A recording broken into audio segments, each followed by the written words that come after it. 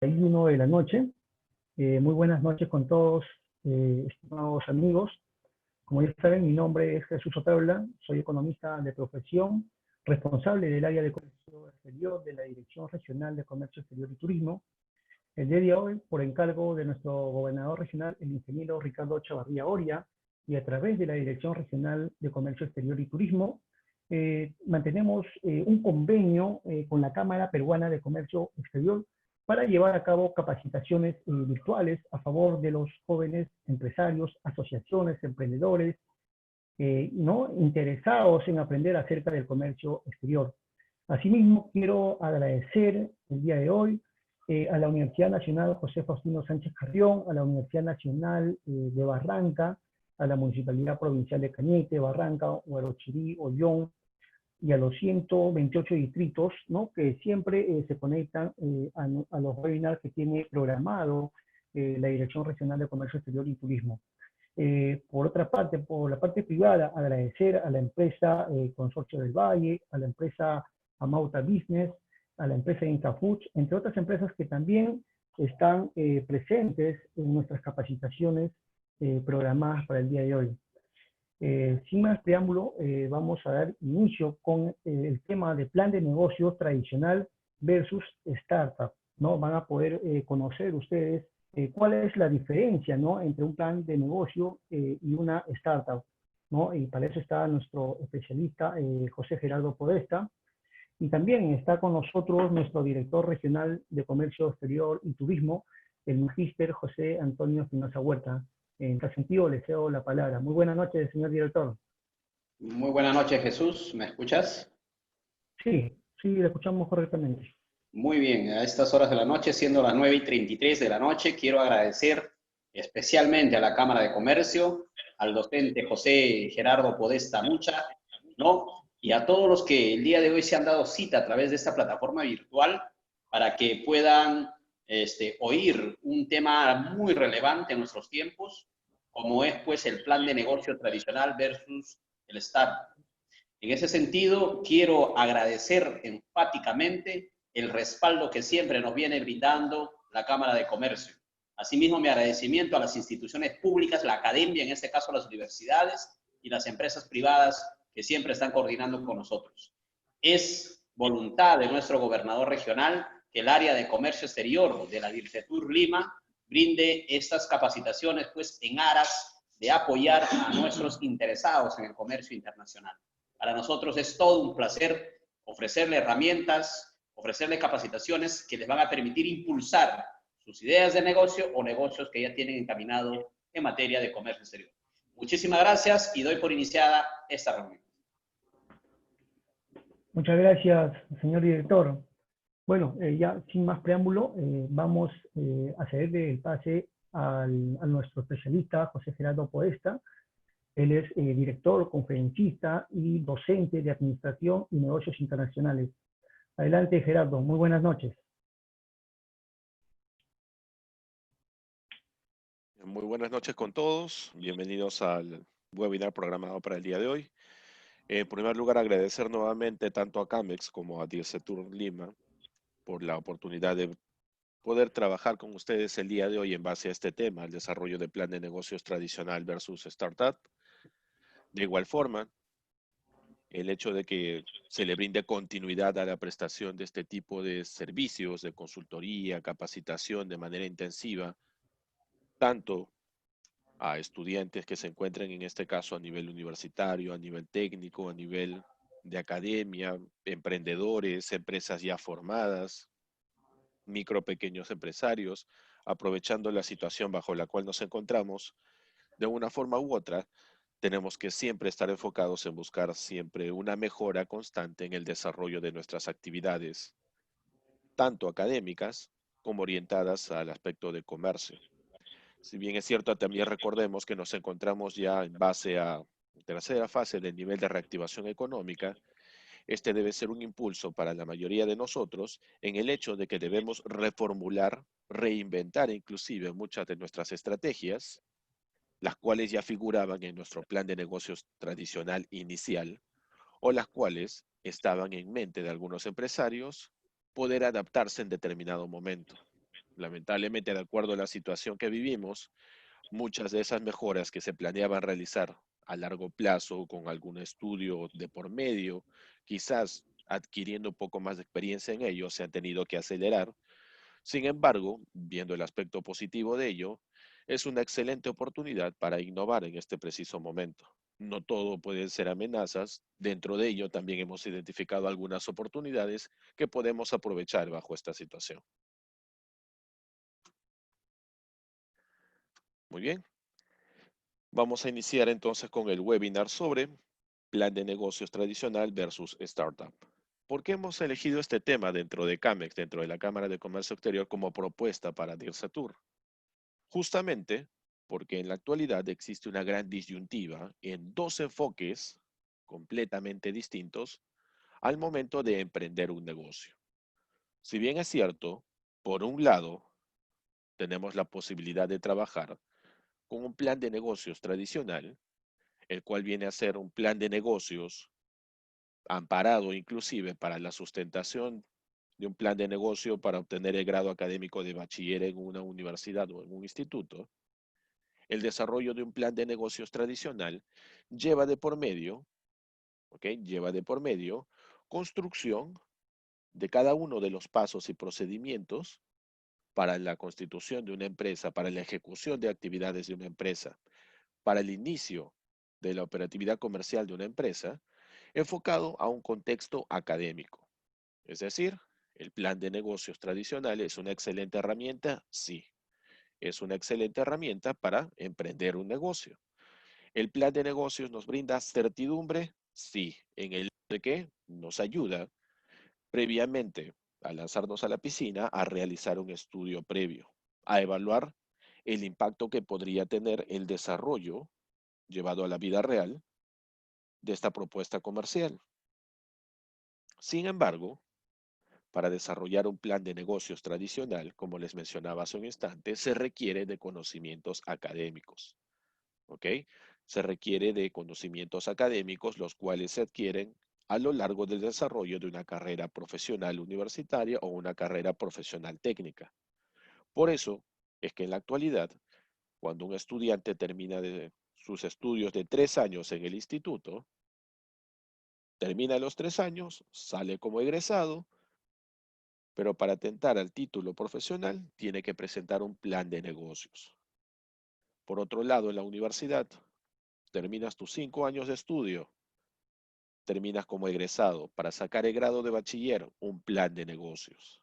Para sacar el título, ahí viene la tesis. Eso quiere decir, nuevamente, que para elaborar un plan de negocios tradicional, un plan de negocios que me ayude a reducir los riesgos, un plan de negocios que me brinde mayor certeza, mayor tranquilidad, al momento de evaluar la viabilidad de mi proyecto y el impacto que puede generar este, voy a necesitar sí o sí para construir ese plan de negocios conocimientos académicos, no tanto conocimientos empíricos, sino conocimientos académicos.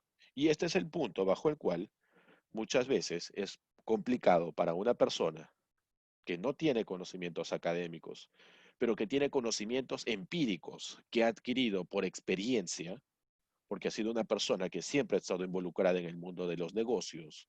Quizá no tiene una carrera profesional universitaria o técnica, pero ese conocimiento empírico lo ha obtenido producto de haber iniciado un negocio, dos negocios, desde temprana edad inclusive.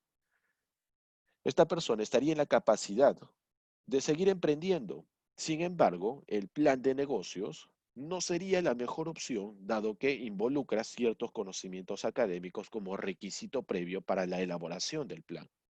Pero esto no quiere decir que no se pueda llegar a constituir un negocio exitoso. Existen otras vías y es justamente ahí donde aparecen las startups. ¿Ok? El plan de negocio tradicional entonces viene a ser la constitución documentaria de un plan de trabajo, ¿ok? A mediano o largo plazo para poder evaluar la viabilidad de un potencial negocio. ¿En base a qué? En base a información que se va a consignar en este documento que viene de carácter académico. ¿ok? Que viene a ser dada de carácter académico. Y eso lo vamos a ver ahora paso a paso. Mientras que el modelo de una startup, ¿ok? Si bien es cierto, también se utiliza como herramienta para el desarrollo de emprendimientos, el modelo de una startup, a diferencia del plan de negocios, no inicia con la elaboración del plan de negocio, no inicia con el documento base, no inicia con el proceso inicial de tener toda la información clara y después recién arriesgarte. A diferencia del plan de negocios, donde primero necesitas constituir este documento, evaluar la viabilidad, el nivel de riesgo, la situación optimista, pesimista, realista, etcétera, los flujos proyectados, tu punto de equilibrio, el van, el tira, el coque, el WAP, etcétera. El plan de negocio primero trata de brindarte certeza, primero trata de brindarte certidumbre, primero trata de aclararte un poco el panorama sobre la probabilidad de que sea viable o no y en base a qué márgenes. Después de ello, recién viene la parte en la cual inician los procesos de producción de la mercancía o el servicio que va a ser lanzado al mercado para recién ser puesto a prueba, quizás con una marcha blanca, o va a ser sometido a prueba por medio de qué? Una distribución inclusive gratuita. Sin embargo, una startup tiene un punto de partida completamente diferente. Una startup es un modelo de negocio, entre comillas, similar al plan de negocio tradicional, pero empieza al revés. En el desarrollo de una startup, en lugar de primero obtener toda la información por escrito en un documento, evaluando, por ejemplo, el aspecto operativo, el aspecto de plan de marketing, el plan de finanzas, el plan, en este caso, orientado a la investigación de mercados, etcétera. Lo que hace una startup es que parte primero de cerciorarse de que el producto o servicio va a tener acogida. Una vez que se cerciora de que el producto o servicio va a tener acogida, recién inicia de manera complementaria con la elaboración del plan de negocios. Por eso se menciona muchas veces que una startup es un modelo de negocio en el cual terminas aprendiendo en el camino, terminas construyendo el plan de negocios en el camino. Es un modelo de negocio muchísimo más rápido, ¿ok? Igual de arriesgado, sí, inclusive es un poco más arriesgado, porque comienzas a manera inversa del plan de negocios. Comienzas poniendo a prueba primero el producto o servicio y terminas aprendiendo en el camino, haciendo tus modificaciones, adaptaciones y empiezas a construir recién el plan de negocios. Sin embargo, un requisito para que se considere un modo de trabajo como startup es que las startups llevan de por medio, de manera obligatoria, el uso de tecnología. ¿Ok? Las startups llevan sí o sí el uso de tecnología dentro del desarrollo de la construcción de ese modelo de negocio. Esto como información general. Ahora vamos a pasar a ver cómo es que se constituye un plan de negocio tradicional, qué tan efectivo puede ser un plan de negocio tradicional, y luego de ello veremos cómo se desarrolla un modelo de negocio en base a una startup, qué tan rápido es el camino, cuáles son las dificultades que se pueden encontrar y finalmente qué tan rentable o viable puede ser optar por una o por otra opción. ¿Ok? Cuando hablamos entonces de un plan de negocios, lo primero que tenemos que sí o sí fijar en nuestra mente es que vamos a realizar un trabajo, entre comillas, académico. ¿Por qué? Porque requerimos tener sí o sí conocimientos claros, conocimientos propios de todos los aspectos que se van a evaluar en el plan de negocio. ¿Ok? Requerimos sí o sí tener un nivel académico que nos permita sí o sí poder desarrollar cada uno de los puntos del plan de negocios. ¿Y a qué me refiero? A la estructura de un plan de negocios que la vamos a ver ahora dentro de un instante. Eso sí, recuerda que el trabajo de elaboración de un plan de negocios en la actualidad es bastante bien valorado. ¿Ok? Es bastante bien valorado. Tanto así que, como te acabo de mencionar hace un instante, para obtener tu título técnico o universitario, el profesional técnico sustentar un plan de negocios. El bachillerato universitario, un plan de negocios. Recién para el título profesional universitario viene la tesis, ¿no? Pero de todas formas recuerda que ese plan de negocios te asegura el grado de bachiller en la universidad y el título profesional técnico a nivel de un instituto. No puedes sacar esos grados con una startup. Tienes que sacar esos grados necesariamente con un plan de negocios tradicional. ¿Por qué? Nuevamente porque el plan de negocios tradicional involucra que en ese proyecto, en la construcción de ese documento, se plasme todo el conocimiento académico que has ido adquiriendo a lo largo de tus estudios, de 3 años o de 5 años. Por ende, el plan de negocio viene a ser un compilado de información orientada o dirigida propiamente ¿a qué? A evaluar qué tan rentable o qué tanto riesgo habría de por medio en la ejecución de un plan de negocio enfocado a comercializar determinado producto o servicio. Nuevamente, desde este punto podríamos pensar un plan de negocios entonces es muy superior a una startup. Si no en el instituto o en la universidad me permitirían sacar el grado de bachiller en la universidad o el título en el instituto con una startup. En realidad de contexto académico, conocimientos y demostrar realmente que uno puede dominar o manejar este tipo de herramientas, sí o sí necesitamos trabajar un plan de negocio. Pero también un plan de negocio encuentra algunas dificultades en el camino. Una de las principales dificultades es que el plan de negocio lo estás elaborando tú. Quien va a evaluar después de la elaboración del plan de negocio qué tan rentable puede ser, también eres tú. Y nadie construye un plan de negocios para que no sea viable. Nadie construye un plan de negocios para que este plan de negocios no sea viable. ¿Eso qué quiere decir? Hay un margen de error enorme. Si el plan de negocio lo construyes tú, quien evalúa el plan de negocio eres tú. Y quien puede hacer las rectificaciones y correcciones eres tú. Prácticamente no existe ningún plan de negocio que se vaya a elaborar con la finalidad de que fracase. Para eso existe el Excel, ¿no? Empiezas a jugar ahí, reduzco los costos, profesor, acerco un poco más el punto de equilibrio, mejoro la situación, la pesimista y la realista. En realidad, ese es el punto complicado de un plan de negocio. Como tú eres el que elabora el plan, tú eres el que analiza el plan y tú eres el que implementa mejoras en el plan, nadie quiere que su plan de negocio fracase, por ende, existe la magia del Excel, ¿no? Que todo lo puede, todo lo vuelve viable, todo lo convierte en positivo. El BAN, el TIR, el COC, tus indicadores, tus ratios, todo se hace positivo. Ese es el aspecto negativo de un plan de negocio. No siempre es 100% transparente. Vayamos a revisar unos conceptos. ¿Ok? Plan de negocios, documento escrito necesariamente. ¿Ok? Es un documento formal por escrito. ¿Presenta una idea y modelo de negocio? Claro que sí. Presenta una idea que es la propuesta. Y presenta un modelo que es la forma como se va a llevar a cabo esa idea de negocio. Un poco más adelante vamos a mencionar qué diferencia un modelo de negocio, ¿ok? ¿Qué es lo que diferencia un modelo de negocio de una idea de negocio? Evalúa la rentabilidad económica, la responsabilidad social que podría tener tu plan de negocio. ¿Qué tan viable es a nivel operativo? ¿O qué tan sostenible podría ser en base al aspecto ambiental, al medio ambiente que lo rodea? ¿Para qué me sirve ese plan de negocios? No solamente me sirve en el contexto académico para sacar mi grado de bachiller en la universidad o el título en el instituto.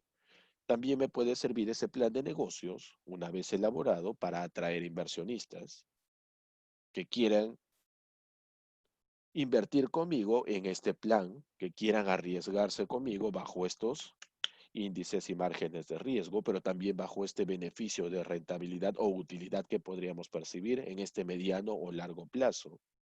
¿Para qué más me sirve el plan de negocio? Para conseguir financiamiento, para participar de concursos de emprendimiento e innovación, en los cuales yo pueda recibir ese capital semilla. ¿Para qué más me sirve ese plan de negocio? Para involucrarme en un centro de incubación de empresas que me ayude a dar el primer paso, para ordenar las operaciones dentro de una empresa, para anticiparte a los problemas, a las amenazas que podrían surgir, aprovechar oportunidades, reducir tus márgenes de riesgo. ¿Ok? Para todo eso es que nos sirve un plan de negocios. En otras palabras, de momento recuerda lo siguiente. Cuando hablamos de un plan de negocio tradicional, ese documento, ese plan de negocio tradicional, es bastante bien valorado y bastante relevante en la actualidad. Tanto así que el impacto de un plan de negocio muy bien elaborado puede llevarte, número uno, a obtener éxito a mediano o a corto plazo. ¿Ok? Número dos, ese plan de negocio muy bien elaborado te puede ayudar a conseguir el financiamiento que necesitas, el socio clave que buscas. Ese plan de negocio muy bien elaborado te puede llevar a participar de concursos de emprendimiento e innovación, recibir un capital semilla, un inversionista ángel, ¿ok? Tener nuevas oportunidades en el mercado. Un buen plan de negocio también te posiciona en el mercado como alguien que tiene una idea genial y única en el mercado. Un visionario, un emprendedor que tiene iniciativa, por ejemplo, no solo enfocada a creatividad, sino también a innovación. El plan de negocio viene a ser tu presentación hacia el mundo empresarial como nuevo empresario. ¿Ok? Es tu presentación. Entrar a un nuevo círculo de influencia. Pasar de un nivel en el cual te encontrabas en el aspecto laboral, como una persona que tenía un trabajo del cual dependía, que no está mal, a pasar a formar parte de otro círculo, de otro entorno, en un entorno empresarial. Ese plan de negocios, esa empresa que planeas fundar, ese producto o servicio, pasa a formar parte de tu carta de presentación ante el mundo empresarial. ¿Ok? Recuerda que todo eso es importante y bastante relevante en el desarrollo de un plan de negocio. Lo mismo que una tesis.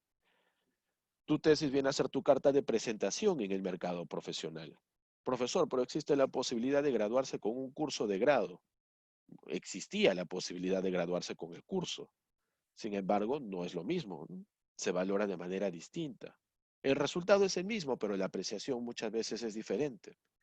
No es una mejor que otra, sino que tiene puntos distintos, percepciones distintas del resultado que trae cada una de ellas consigo. Cuando desarrollamos un plan de negocio, como te dije hace un instante, necesitamos como antecedentes conocimientos académicos, porque para construir este plan de negocio, primero vamos a, sí o sí, evaluar la forma completa en la que construiríamos o constituiríamos la empresa, la forma en la que trabajaría nuestra organización, y vamos a empezar con el capítulo número 1. ¿Ok? Esto que les estoy planteando en este momento, ¿ok? Es solamente una estructura base, una estructura propuesta para plan de negocio. ¿Ok? En realidad existen diferentes estructuras para constituir un plan de negocios. ¿Ok? Existen diferentes estructuras para constituir un plan de negocio. Muchas veces las mismas universidades, los mismos centros de incubación de empresas, los mismos institutos tienen sus propias estructuras para los trabajos que presentan para plan de negocio los estudiantes. En el aspecto ya profesional, para constituir un plan de negocio, sabes que la ruta podría ser muchísimo más corta. Por ende, la estructura es mucho más puntual, más concreta. Lo que te voy a plantear en este momento es la estructura para un plan de negocio estándar. ¿Ok? Esta es la estructura que yo manejo, al menos cuando brindo asesorías o consultorías, en el desarrollo de planes de negocio. En la estructura sigue el siguiente formato. En primer lugar, dentro de la estructura de un plan de negocio, se considera en el capítulo 1 la identificación de una oportunidad. El hecho de que hayas tomado la iniciativa de construir un plan de negocio no surge de la nada. Surge de que hayas identificado una oportunidad en el mercado. ¿Ok? Surge como consecuencia de que has identificado una oportunidad en el mercado. Por ende, se considera que en el capítulo 1, o al menos en la parte inicial del plan de negocio, debes enfocarte a identificar esa oportunidad. Es la parte en la cual tú justificas el desarrollo de ese plan de negocio.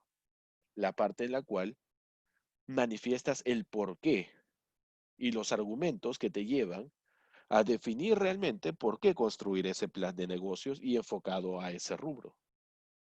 Dentro del capítulo 1, lo que yo propongo generalmente en las asesorías y consultorías que brindo, es que te enfoques en primer lugar en la generación de una idea de negocio. Identificaste una oportunidad, muy bien, más adelante vamos a hablar de la oportunidad a detalle.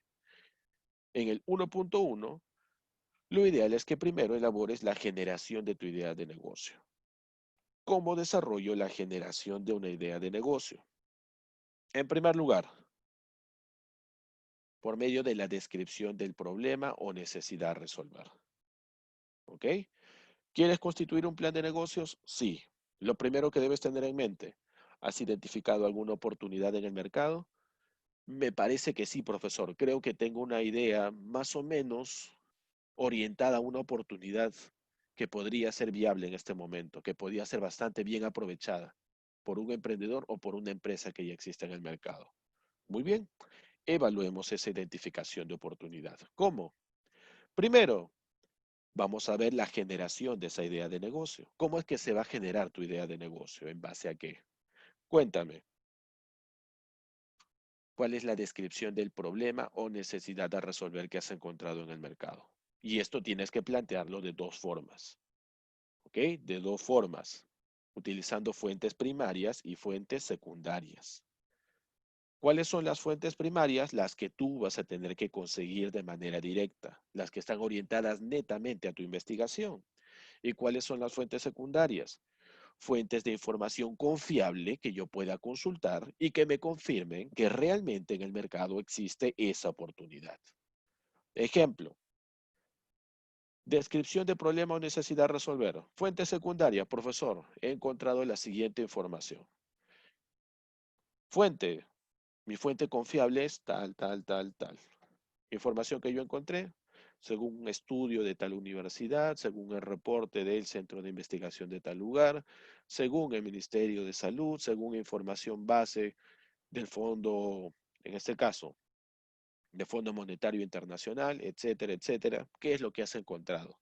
¿Qué oportunidad se está dando en este momento en el mercado nacional o internacional? Estamos usando en primer lugar fuentes secundarias. Lo primero que yo solicito, al menos a las personas a las que les brindo asesoría en la construcción de un plan de negocio, es, en descripción de problema o necesidad a resolver, trabajar de dos formas, con fuente primaria y secundaria. Primero, fuentes secundarias. Necesito que sí o sí me confirmes que la oportunidad de negocio que has encontrado realmente existe. ¿Y cómo me vas a demostrar eso? Tráeme información que realmente confirme que existe esa oportunidad, que hay una necesidad insatisfecha. ¿Cómo puedes hacer eso? Buscando en fuentes confiables. Ahora, también hay que tener bastante cuidado con una fuente confiable. Muchas veces hay alumnos que recurren a mí y me dicen, profesor, mi fuente confiable. Y me citan un medio periodístico, me citan un canal televisivo, un programa radial, prensa escrita. Esa no es una fuente confiable. ¿Por qué? Son medios de comunicación. Ellos te transfieren la información, es cierto, pero la fuente confiable es la fuente de la cual saca la información ese medio de comunicación. No digo que el medio de comunicación no vaya bien, no sea correcto. El medio de comunicación puede ser tu primer contacto para obtener esa información. Pero si realmente quieres una fuente confiable, tienes que ir a la fuente original. El diario tal, en la publicación de tal fecha, indica que, según el Ministerio de Salud, con información que ha cruzado con base a los datos estadísticos de el INEI, ha reportado que se ha incrementado la tasa de mortalidad de personas con diabetes juvenil en tal rango de edad, en tal departamento, producto de tal tipo de influencia. Profesor, lo citó tal medio periodístico. Excelente, me parece bien, pero ojo, yo necesito una fuente confiable. No me puedes citar como fuente confiable a ese medio, porque ese medio sí es cierto, te brindó la información de primera mano, pero tú necesitas ir de manera directa en la fuente principal de la información. Y ojo, una fuente confiable, una fuente seria, siempre es una fuente de investigación o del Estado o independiente, pero que no tenga relación o vínculo alguno con qué, que no tenga relación o vínculo alguno en el aspecto comercial en el cual podrías comercializar ese producto. ¿ok? Porque muchas veces se fabrican también noticias. Entonces, capítulo 1, identificación de la oportunidad. Demuéstrame que existe la oportunidad para justificar ese plan de negocios. Generación de la idea de negocio. Descríbeme el problema. Utiliza fuentes primarias y secundarias. Fuentes secundarias. Has investigado, tráeme al menos unas 5 fuentes confiables que me digan que ese problema que has encontrado realmente existe y que es un problema y para quién es un problema. Profesor, ya traje las fuentes confiables. Veamos, ¿realmente son confiables? Sí, no. ¿Por qué? Hay que filtrar esa información. Muy bien, las fuentes que has traído son confiables y sí confirman de que existe en este momento tal problema o tal necesidad en el mercado. Siguiente punto, ya trabajamos fuentes secundarias, ahora vámonos a las fuentes primarias. ¿Cómo trabajo las fuentes primarias, profesor? Sencillo, acá utilizas una herramienta bajo la cual tú mismo vayas a levantar información de manera directa y de manera clara. ¿Sobre qué? Sobre ese espacio geográfico, sobre ese segmento de clientes, validando realmente de que ese problema existe. Pero esta vez la información la vas a conseguir de manera directa. ¿Cómo? Yo sugiero que en este punto, en el 1.1, se utilice el Design Thinking. ¿Cómo el Design Thinking? Que realice primero el proceso de empatía.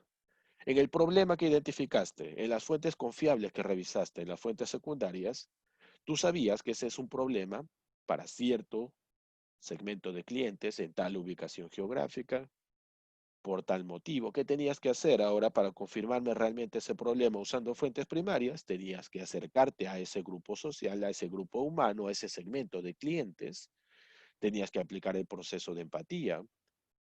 Tenías que, después de hacer el proceso de empatía, identificar el problema. ¿En base a qué? Herramientas que el Design Thinking te brinda, ¿no? En el proceso de empatía, por ejemplo, ¿en qué consiste? Tienes que acercarte hasta este segmento de clientes y sin que ellos sepan que tú estás yendo con la intención de levantar información, es decir, que estás yendo a hacer una encuesta o entrevista. ¿Por qué? Cuando el ser humano se da cuenta de que le van a hacer una encuesta o entrevista, muchas veces por buscar un grado de aceptación, cambia sus respuestas, ¿ok? Cambia sus respuestas y las adapta a lo que piensa la mayoría de personas o al estándar. No es completamente honesto. Por ende, en la fase de empatía, tú tienes que acercarte a este grupo de personas, a este segmento de clientes. Tienes que generar un grado de filiación, ¿ok? Un nivel de confianza al menos aceptable. E indirectamente, por medio de una charla, por medio de una conversación simple, sencilla y libre, ¿qué tienes que hacer?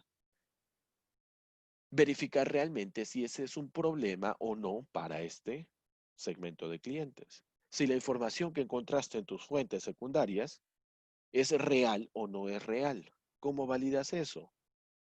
Por medio de la empatía. Ahora existen herramientas que puedes usar en la empatía. ¿Cómo cuál? Primera herramienta que puedes utilizar en el proceso de empatía. Número 1, puedes utilizar, por ejemplo, la inmersión. ¿En qué consiste la inmersión? Tienes que pasar al menos un día en los pies de esa persona. Estar envuelto bajo qué? Las mismas influencias que pueda recibir esta persona. Conocer de manera clara y completa cuáles son los factores positivos y negativos que aquejan a esta persona y que llevarían a concluir que realmente tiene tal problema. Ahora, esta herramienta de la inmersión es tan conocida que inclusive se llevó a un formato televisivo. No sé si ustedes recuerdan Vidas Extremas, el programa en el cual un artista, un famoso, pasaba un día completo en los pies de la vida de otra persona con necesidades bastante identificables. ¿Con qué finalidad se hacía eso? Evaluar de manera real, de manera cruda, cuáles son las necesidades y los problemas por los cuales se atraviesa este segmento de clientes, estas personas. Entonces, una herramienta podría ser la inmersión. Otra herramienta es shadowing. ¿Qué es el shadowing? Hacer sombra. Simplemente acercarte y observar. Ser bastante observador, tener ojo clínico, ser bastante detallista con lo que apuntas, ¿no? Con lo que observas. Otra herramienta, realizar un mapa de empatía. ¿Qué piensa? que ve, que escucha, que siente qué es lo que usted opina sobre tal punto. Pero no voy a hacerlo como una entrevista, tengo que levantar esa información en una conversación abierta en la cual este segmento de clientes no pueda notar que yo estoy yendo con la intención de levantar información. Porque si ellos se enteran de eso, automáticamente van a cambiar sus respuestas. Acuérdate que los seres humanos por naturaleza somos sociables y siempre buscamos aceptación. Si me van a entrevistar o encuestar, yo busco aceptación. Por ende, no siempre voy a decir lo que realmente pienso o creo. Quizá me alineo a la forma de pensar de la otra persona o a un estándar. Entonces, esta información tienes que levantarla, sí o sí, utilizando algunas de estas herramientas. Existen un montón más de herramientas, pero para eso quizás más adelante tengamos algún taller sobre Design Thinking. Entonces, ¿qué ha pasado de momento? Estoy en el 1.1. La descripción del problema o necesidad a resolver. De dos formas he tenido que buscar esta información. Fuentes secundarias, revisar fuentes confiables que me digan que el problema existe. ¿Dónde? ¿Con quién? ¿Por qué motivo? ¿Desde cuándo? Fuentes primarias, primera y segunda fase del Design Thinking. La primera, generar la fase de empatía y verificar realmente si existe o no. La segunda, identificación del problema. ¿Cómo identifico que realmente es un problema? También tengo herramientas para poder confirmar eso. Fase 1, empatía, saber escuchar, ¿ok? Saber oír, tomar nota de lo más relevante, ponerme en los pies de esa persona. No es que, bueno, eso no es importante, eso sí, lo voy a anotar, tienes que anotar absolutamente todo. Obviamente esta persona en los primeros 10 minutos no te va a decir cuál es el problema. Va a entablar una conversación contigo, te va a hablar de experiencias, de lo que le pasó a un amigo, un familiar, de lo que le dijo otra persona, de una experiencia personal, hasta que finalmente, después de tanta conversación, identificas el problema. Por medio de estas herramientas, las que hemos visto, la inmersión, el shadowing, el mapa de empatía, verifica realmente que el problema existe. Profesor, ya verifiqué que el problema sí existe. He utilizado fuentes primarias y fuentes secundarias. Fuentes secundarias, al menos 5 fuentes confiables. Fuentes primarias, las 2 primeras fases del Design Thinking. ¿Qué es lo que sigue? Ahora tienes que describirme cuál sería una posible solución. ¿Cómo solucionarías ese problema? Y para esto tienes que recurrir a la tercera fase del Design Thinking, la generación de ideas. ¿Cómo, profesor? O un brainstorming, o tienes que realizar, por ejemplo, si no es una lluvia de ideas, un cruce de información entre lo que tú has evaluado en el mercado y lo que en el mercado existe actualmente para atender ese problema o esa necesidad y por qué no funciona. Mejorar algo que existe o crear algo completamente nuevo, o creatividad o innovación. Tienes que hacer una lluvia de ideas completa y establecer potenciales soluciones. ¿Elijo una, profesor? No, no eliges una. ¿Puedes combinar 2 o 3 ideas? Sí, se puede hacer esto. ¿Ok? Y también hay herramientas, pero eso lo veremos en otro módulo, ¿no? En otra charla, en otro webinar. Muy bien.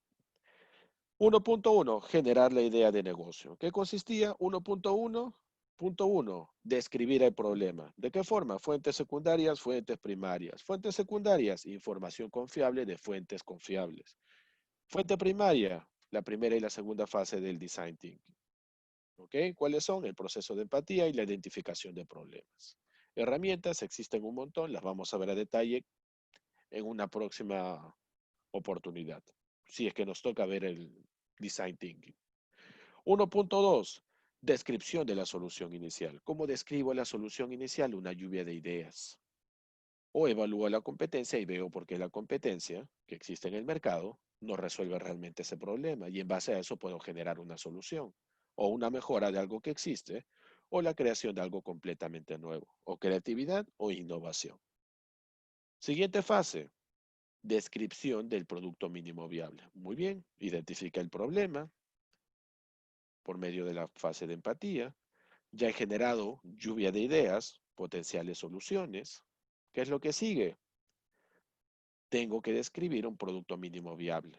Es decir, si es un producto, es un bien lo que yo planeo lanzar al mercado, un prototipo. ¿Ok? Un prototipo. Profesor, no es un prototipo lo que usted va a lanzar al mercado. ¿Por qué? Usted ha evaluado que la solución sería un servicio. Bueno, si es un servicio, no puedo elaborar un prototipo. ¿Qué tengo que elaborar? Un storyboard. ¿Qué es un storyboard? Es una especie de cómic donde solamente hay imágenes y se le muestra al cliente cómo es que ese servicio lo beneficiaría. Pero lo voy a desarrollar como producto mínimo viable, ¿ok? De la manera más rápida y más económica posible. De la manera más rápida y más económica que existe. ¿Por qué? Porque todavía no es el producto final.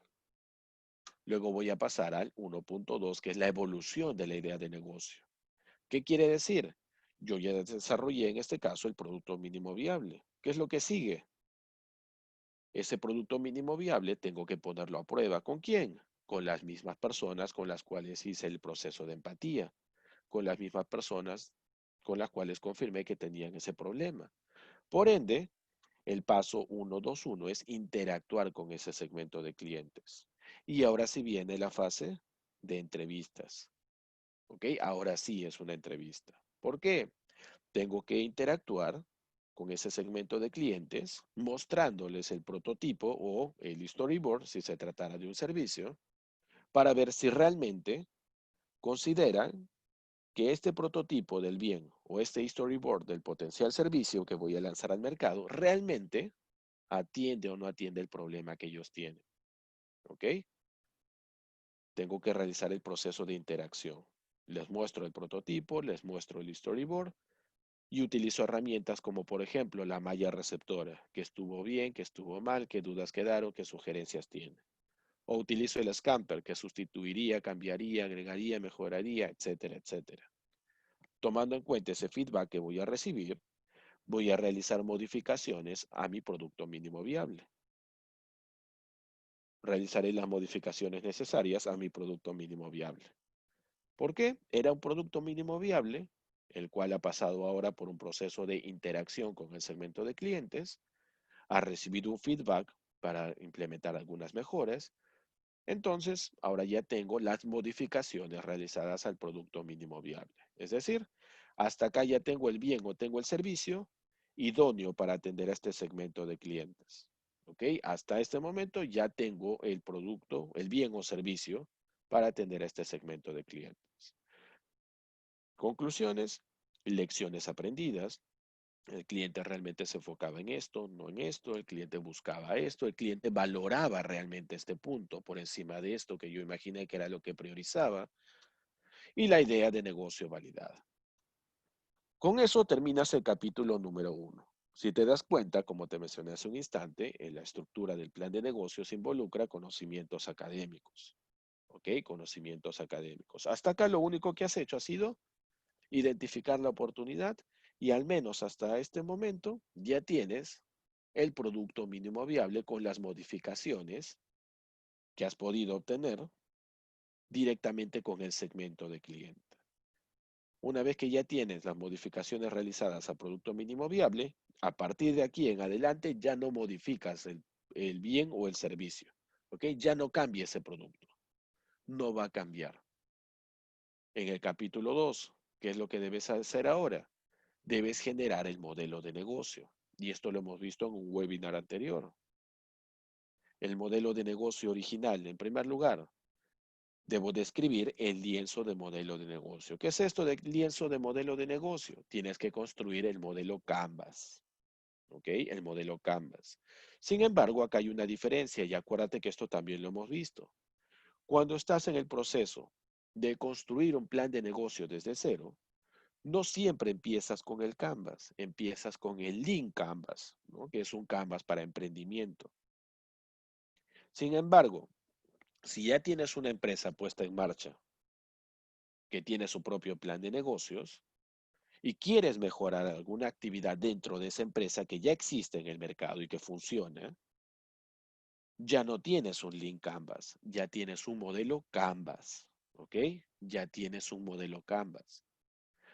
En cambio, cuando recién inicias este plan de negocio desde cero, es decir, la empresa todavía no existe, estás justamente desarrollando el plan para llevarlo después a la vida real, lo ideal es que trabajes con un Lean Canvas, ¿ok?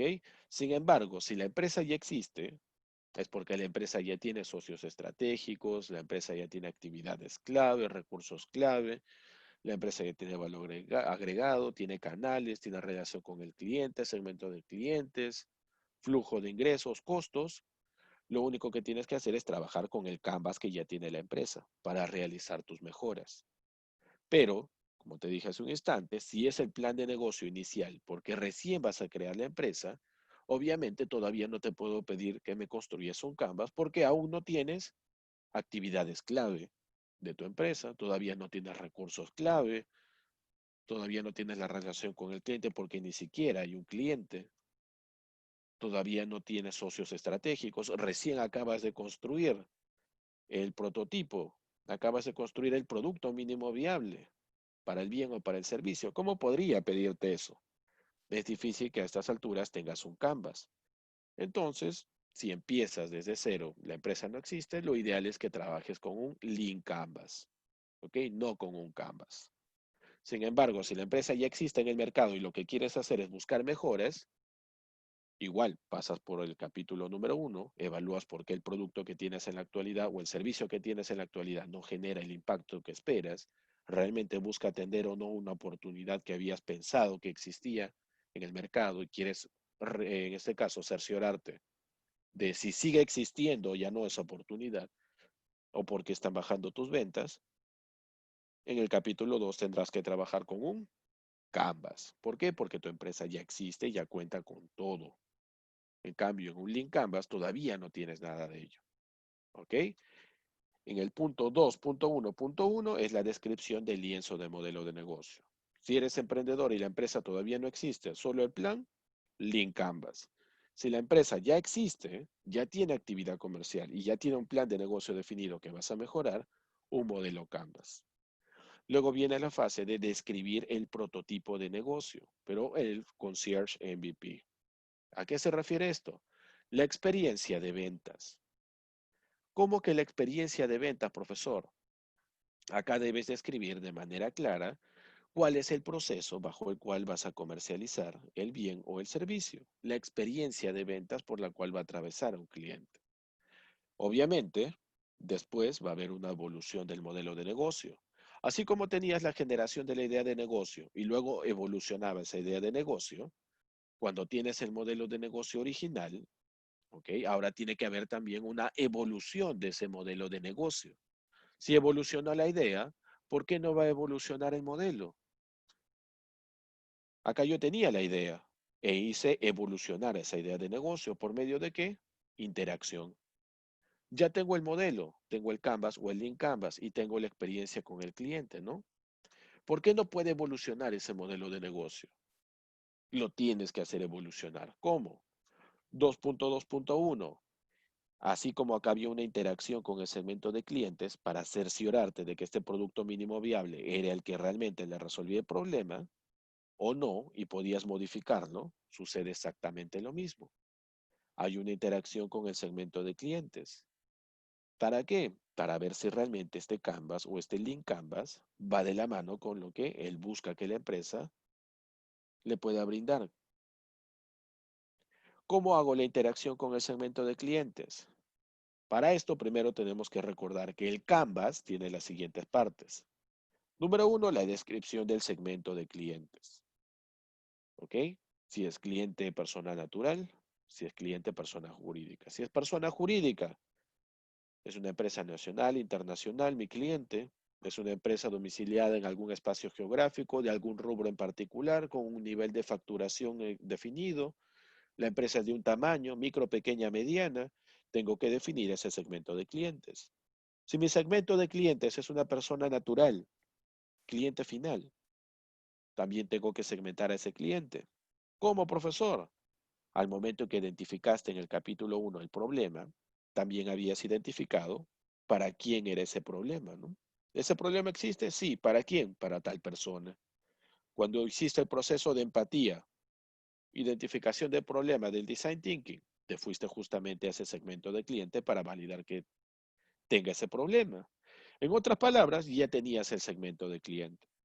¿Cómo se segmenta cómo puedes segmentar a ese segmento de clientes?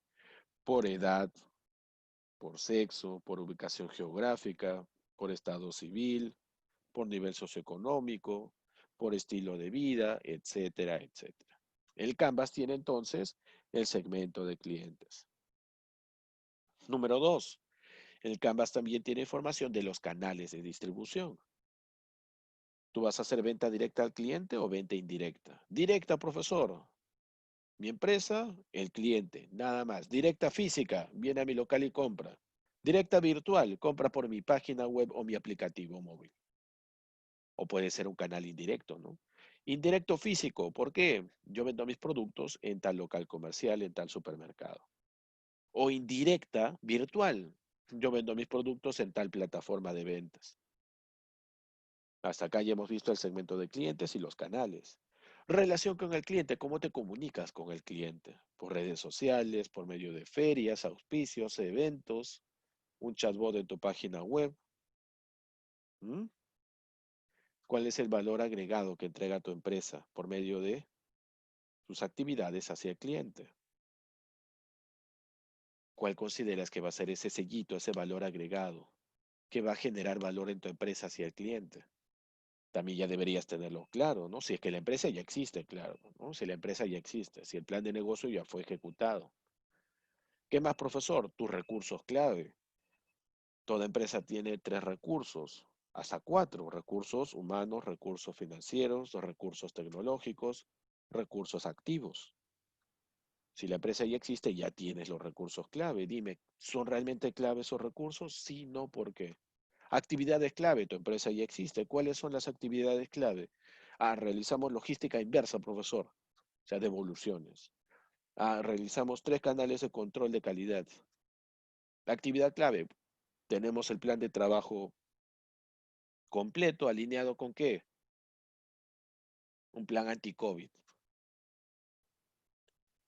Siguiente casilla del Canvas. ¿Tienes socios estratégicos, aliados estratégicos? Sí, estos son, pero para eso tu empresa ya debe existir. Todo eso va en el Canvas. Sin embargo, si fuera un link Canvas, solamente tendrías el segmento de clientes, tendrías el canal de distribución, el valor agregado,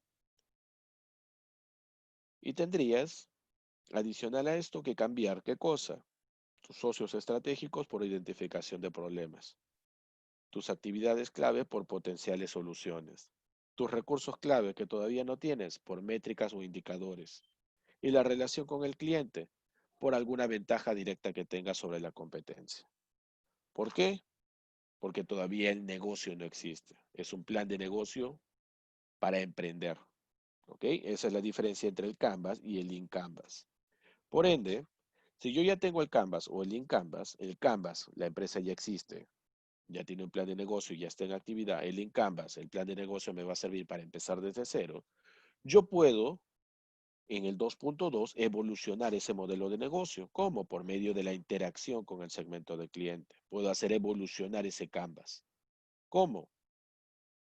Por ejemplo, 2 herramientas que puedes utilizar. Número 1, entrevistas. Recomendaciones. Yo te recomiendo utilizar entrevistas de la siguiente forma. Entrevista a un experto referente en el rubro. Entrevista a una empresa de la competencia. Entrevista a potenciales clientes. Entrevistas, no digo encuestas, ¿ok?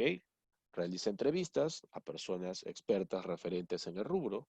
Entrevista a la competencia y entrevista a un potencial cliente. ¿Sobre qué?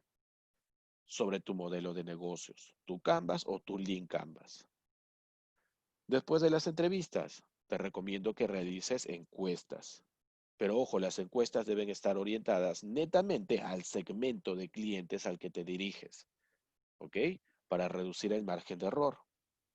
Mientras más encuestas, mejor, pero orientadas al segmento de clientes. ¿Y qué preguntas les puedo hacer? Justo las que aparecen en tu modelo Canvas o Lean Canvas. Tú me dijiste en el Canvas o en el Lean Canvas que planeabas distribuir o comercializar tus productos por un canal indirecto. Pregúntale al cliente dónde es que generalmente realiza las compras de ese tipo de producto. ¿En un local comercial propio de la empresa que fabrica el producto o en algún local, un centro de distribución, un supermercado, hipermercado? Justamente esa pregunta te va a servir para modificar tu Canvas.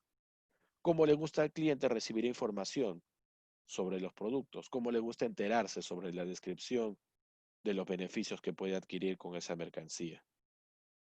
¿Le gusta utilizar redes sociales? Bueno, por las puras había puesto yo en relación con el cliente canal de televisión o radio, ¿no? Redes sociales. ¿Qué redes sociales usa frecuentemente?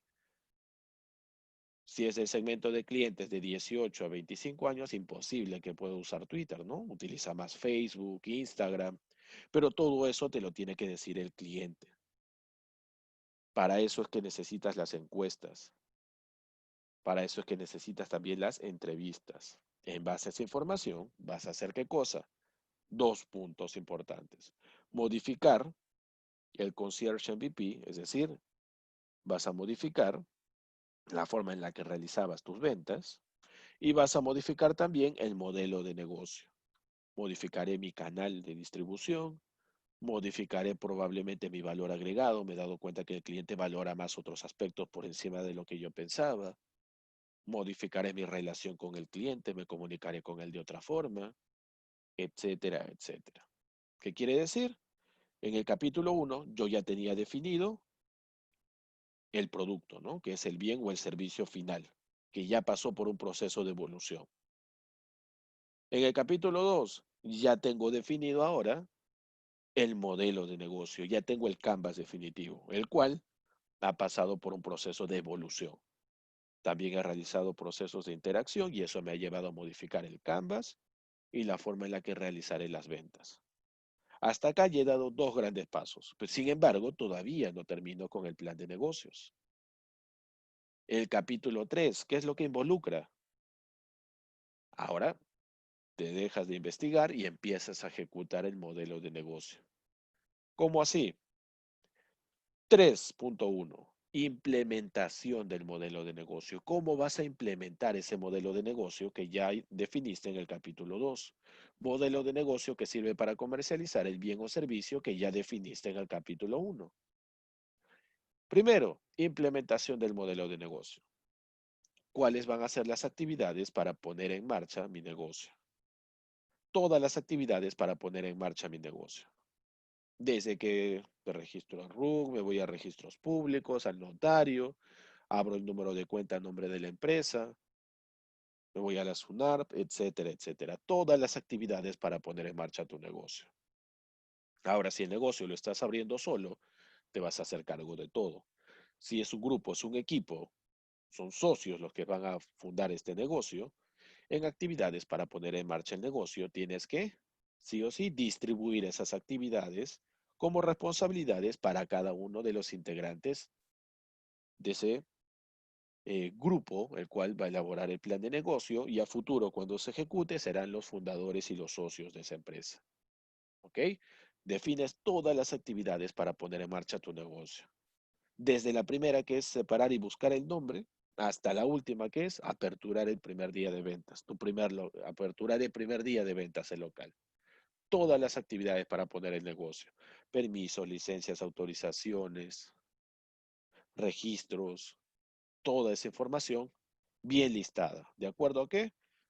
A la información que maneje el giro de negocio en el que has decidido desarrollar el plan. Número 2. Empiezas a distribuir responsabilidades en tu equipo emprendedor. ¿Cómo que distribuyo responsabilidades? Empiezas a construir el diseño organizacional básico de tu empresa.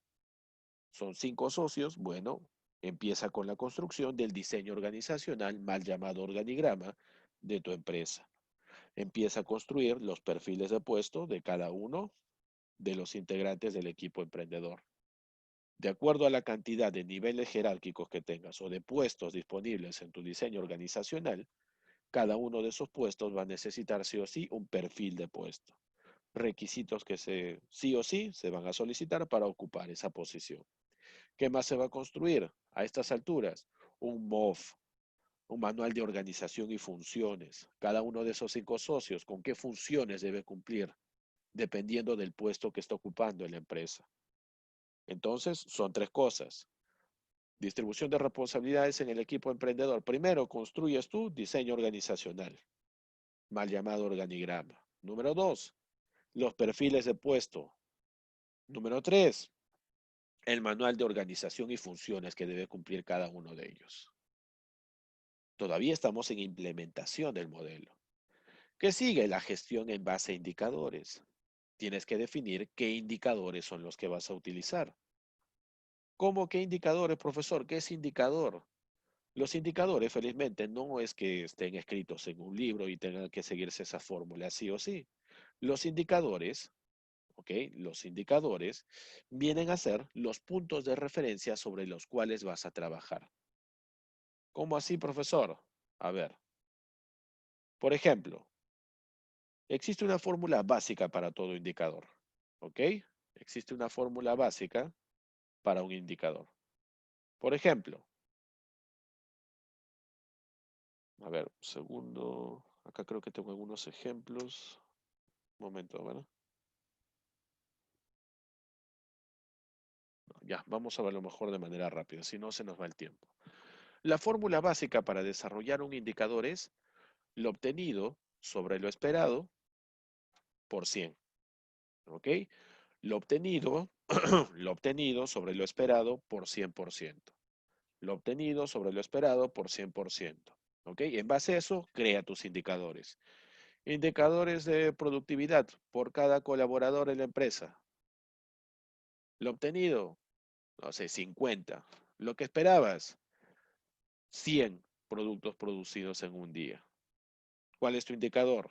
50 sobre 100 por 100%. ¿Qué has obtenido? El 50%. Ese es tu indicador. Ahora, lo bueno de los indicadores es que no existe en realidad una lista de indicadores que puedas utilizar. Tú puedes crear los indicadores que busques siguiendo esa fórmula.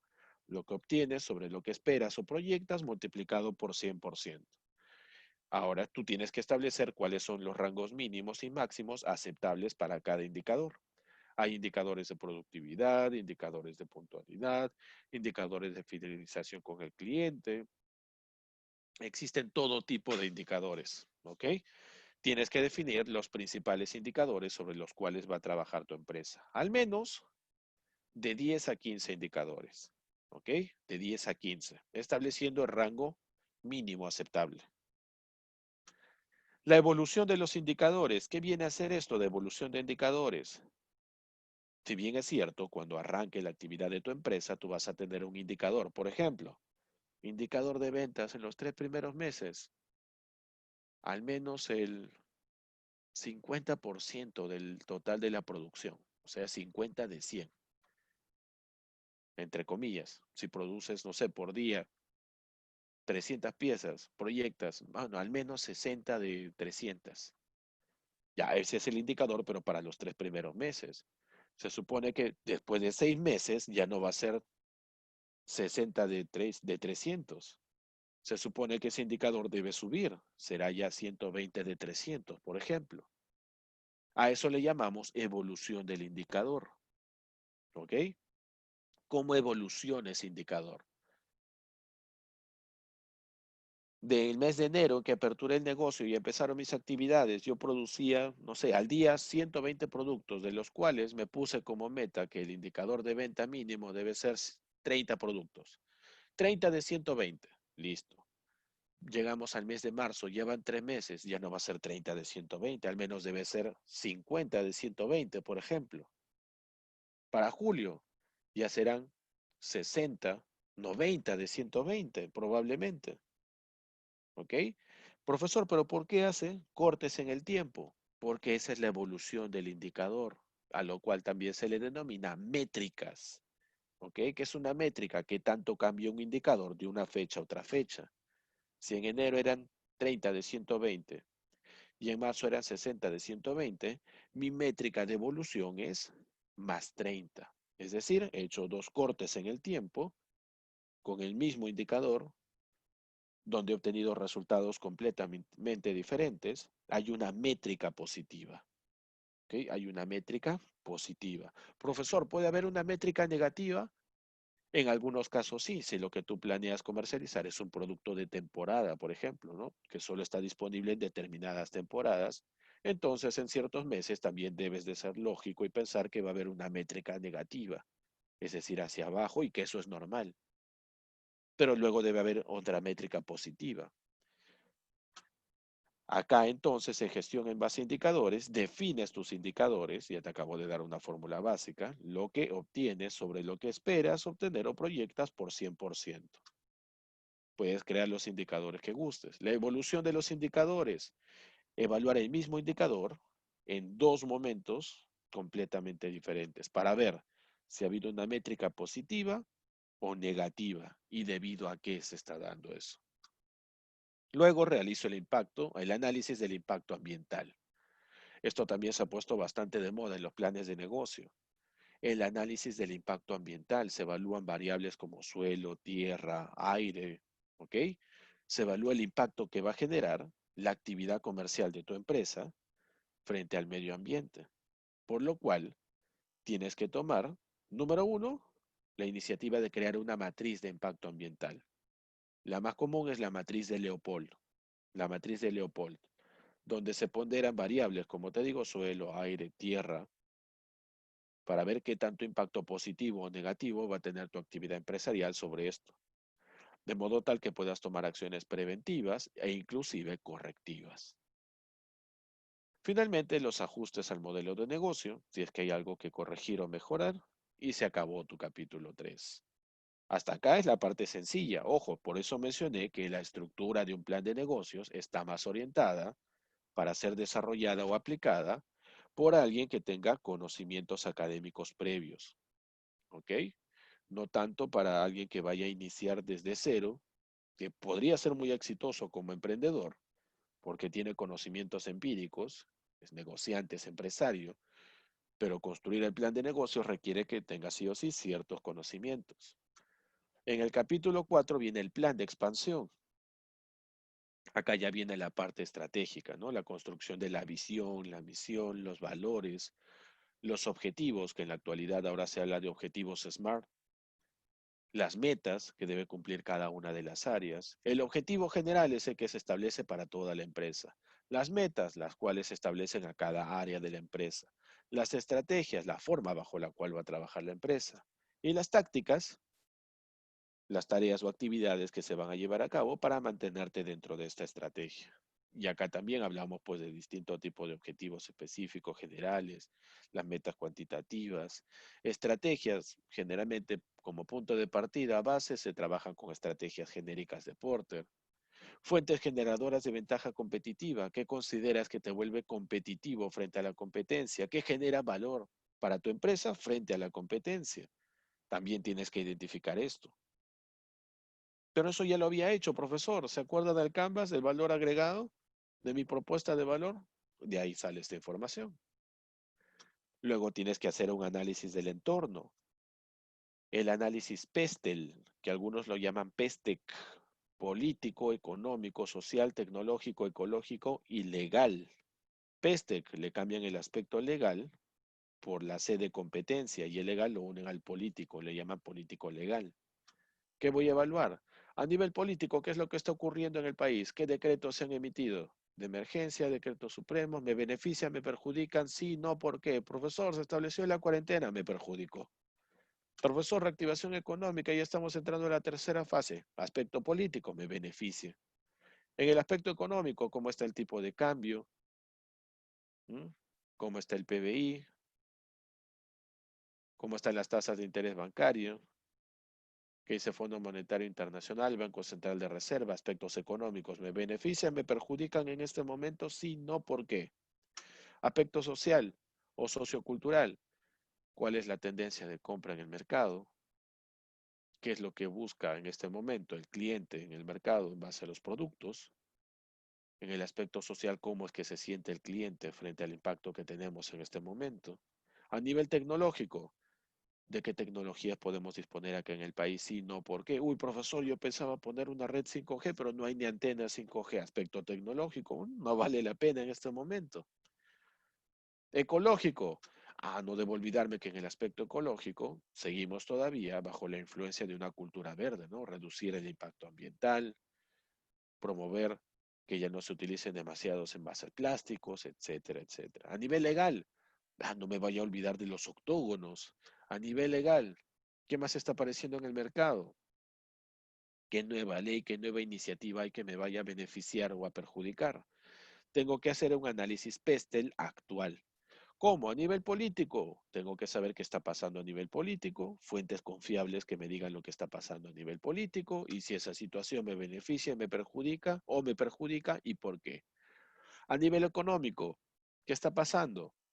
El Estado está otorgando respaldo económico a micro, pequeña, mediana y gran empresa, brindándoles mayor posibilidad de adquirir un préstamo, un financiamiento en el banco y trabaja como garante. Fuente confiable al diario oficial peruano. ¿Me beneficia, me perjudica o no? Me beneficia en este caso. ¿Por qué? Por tal motivo, tal motivo, tal motivo.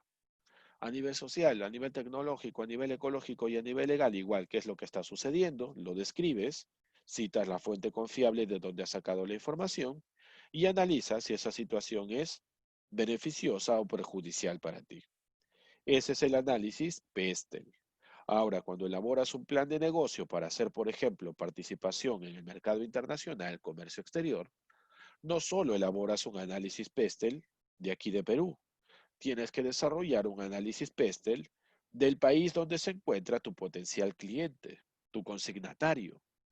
¿Por qué? Para saber también a qué peligros de aspecto político, económico, social, tecnológico, ecológico y legal te vas a exponer al momento de hacer la exportación hacia ese país. Otro punto para evaluar el entorno, las fuerzas de Porter, el poder de negociación del cliente, el poder de negociación del proveedor,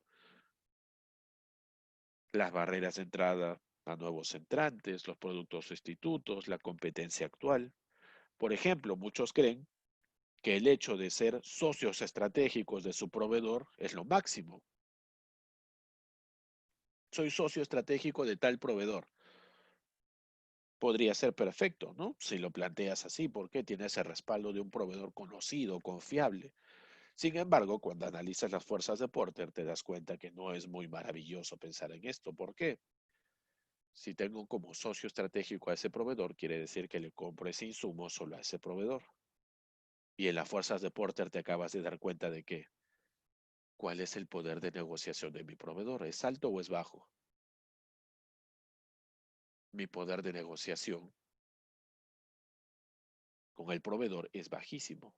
No puedo negociar mucho con él. Estoy en las manos de ese proveedor, es mi socio estratégico. Ahí te das cuenta de que no era muy beneficioso eso. Profesor, el poder de negociación con el cliente. Si yo soy una empresa que comercializa un producto que es casi único porque somos solo 2 o 3 empresas acá en el país que vendemos ese producto, el cliente no tiene mucha alternativa de dónde comprar. Por ende, el poder de negociación del cliente con mi empresa es bajísimo porque depende de mi producto o el de la competencia. Sin embargo, si existiera una gran oferta comercial, un montón de empresas que venden ese tipo de productos, el poder de negociación del cliente sería más alto. Porque si no me compra a mí, le compra a cualquier otra persona, a cualquier otra empresa. Todo eso se analiza en las fuerzas de Porter. Después viene el aspecto de organización, ¿no? El tipo de persona jurídica que va a tener tu empresa. Sociedad anónima abierta, sociedad anónima cerrada, sociedad civil, IRL, ¿qué tipo de personería jurídica vas a tener? ¿Bajo qué régimen tributario planeas trabajar? ¿Régimen general? ¿Régimen MIPE? Ahora sí defines el organigrama completo de la empresa, elaboras tus estrategias de marketing y ventas, el famoso marketing mix. En realidad ya son 7P, pero se trabaja con 4 para empezar, ¿no? Estrategia de precios. Bueno, mi estrategia de precios es en base a costos, profesor. ¿Por qué? ¿Por qué? ¿A qué te refieres con eso? Mi estrategia de precios es en base a costos del mercado. ¿Qué quiere decir? le voy a poner un precio a mi mercancía, que es el precio que justamente el cliente me había dicho cuando hice la interacción con él en la encuesta. Mi estrategia de precio entonces está orientada al mercado. ¿Qué quiere decir? Que mi estrategia de precio va a ir de la mano con lo que me dijo el cliente en la interacción. O puedes decirme, no, mi estrategia de precio es en base a la competencia. ¿Qué quiere decir? Tienes que buscar en el mercado a los competidores directos de tu empresa que atienden al mismo segmento de clientes y buscar el producto más caro y el más barato. Y tú debes estar en ese rango, ¿no? Entre el alto y el precio bajo. O simplemente, bueno, como soy la única empresa que ofrece este producto en el mercado, mi estrategia de precios es en base a costo. Puedo generar el margen de ingresos y el precio que yo desee. Estrategia de distribución y plaza. ¿Cuál va a ser la ubicación de tu empresa? Muchas veces eso es estratégico en el rubro de comercio exterior. Estar cercano a una intendencia aduanera, cercano a un puerto, un muelle, un almacén, para cerciorarte de que tus procesos sean muchísimo más rápidos. Estrategia de servicio al cliente o postventa. ¿En qué consiste esto? ¿Cómo va a ser tu servicio al cliente, tu postventa, tus promociones? Estrategia de posicionamiento, también llamada estrategia de producto. Profesor, yo ya tenía el producto. No, tenías las modificaciones hechas al producto mínimo viable. Todavía ese producto que le falta, envase, empaque, embalaje, etiqueta, y eso viene aquí. En la estrategia de posicionamiento que desarrollas, el envase, el empaque, el embalaje, el logo, la etiqueta, los colores que vas a utilizar, el labeling, el packaging. Luego viene la fase de procesos, tu flujo de procesos, ¿no? Puedes hacerlo flujogramas de dos formas, o flujogramas por procesos o un flujograma estándar. Pero debes tener un flujograma por cada proceso, por cada actividad. Gestión de indicadores. ¿Te acuerdas que ya habías construido indicadores? Ahora tienes que aprender a gestionarlos por áreas. De la mano, la gestión de cada indicador por cada flujo de procesos. Luego viene el análisis económico financiero, ¿no? La valorización de tu emprendimiento, la proyección de crecimiento de tu empresa, al menos a 3 o 5 años, la estructura de costos, tu punto de equilibrio, el presupuesto de ingresos y egresos, el análisis de riesgo, el BAN, el TIR, el COC, el WAP, evaluar la situación pesimista, la optimista, la realista, las necesidades de capital que requiere tu empresa, la estrategia de financiamiento, cómo vas a conseguir el dinero, tu relación con algunas entidades, con instituciones aliadas, no sé, Senasa, Digesa, Digemitsu, Kame, Kinrena, tus alianzas estratégicas con empresas privadas, operadores logísticos, participación en programas de apoyo al emprendimiento, como la que ofrece DIRCETUR. Finalmente, tus conclusiones y la responsabilidad social que puedes brindar como empresa. En la actualidad, empresa que no brinda responsabilidad social no es muy bien valorada en el mercado, aunque en la vida real muchas empresas se cuelgan de la responsabilidad social de otras empresas. Yo soy una empresa súper contaminante, pero mi proveedor es una empresa que promueve la reducción del impacto ambiental. Si es mi proveedor y yo le compro, indirectamente yo estoy contribuyendo, estoy colaborando con la protección del medio ambiente. Podría decir que esto ya está relacionado con la responsabilidad social que él realiza. Pero lo ideal sería que tú dentro de tu empresa manejes tu propio proceso de responsabilidad social. Ahora, eso sí, no confundas responsabilidad social con labor social y mucho menos con filantropía. Labor social es cuando una empresa decide tomar acción en favor de la sociedad o una comunidad en particular, pero lo hace irrisoriamente, ¿no? Una o dos veces al año. Una famosa chocolatada navideña, eh, podría ser, no sé, el Día del Niño, etcétera. ¿Qué es eso? Labor social, lo haces una o dos veces al año de manera irrisoria. Filantropía, cuando una empresa brinda algo en favor de la sociedad, pero lo que brinda es algo que le sobra. Por ejemplo, soy una empresa que dona alimentos y justo soy una empresa que produce, comercializa alimentos. ¿Por qué no se le llama eso labor social? Se le llama filantropía porque lo que estoy entregando en favor de este grupo social es algo que me sobra y me sirve para promocionar y publicitar. ¿Ok? Eso se llama filantropía. cuando realizas alguna actividad en favor de la sociedad que podría ser labor social, pero lo que estás entregando es algo que le sobra a tu empresa. Es algo que lleva el logo o la marca de tu empresa.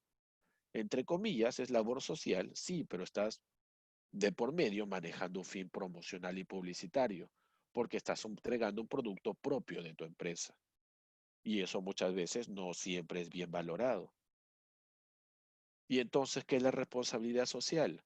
La responsabilidad social es cuando tomas la iniciativa de entregar algún beneficio en favor de la sociedad, pero de manera permanente, de manera permanente. Y ese beneficio que otorgas no tiene relación alguna con la actividad comercial que tú realizas. No sé, soy un banco y se me ocurre crear un albergue, una pequeña biblioteca en alguna comunidad. Bueno, el albergue, esa pequeña biblioteca, es de uso permanente.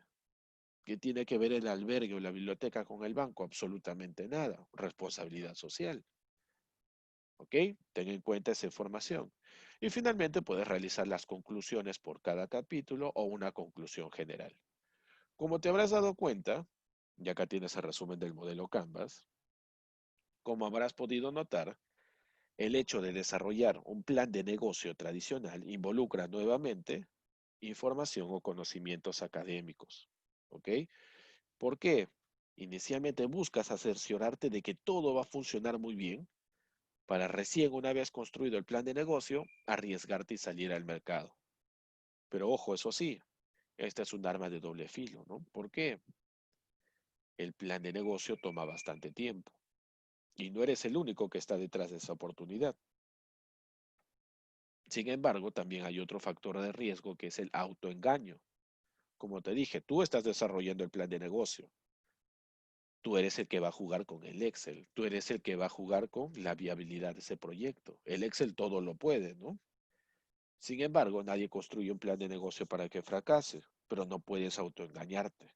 Tienes que ser transparente con las cifras y con los resultados que obtengas. ¿Podría ser viable? Sí, hay una gran probabilidad de que ese plan de negocios que has elaborado sea viable.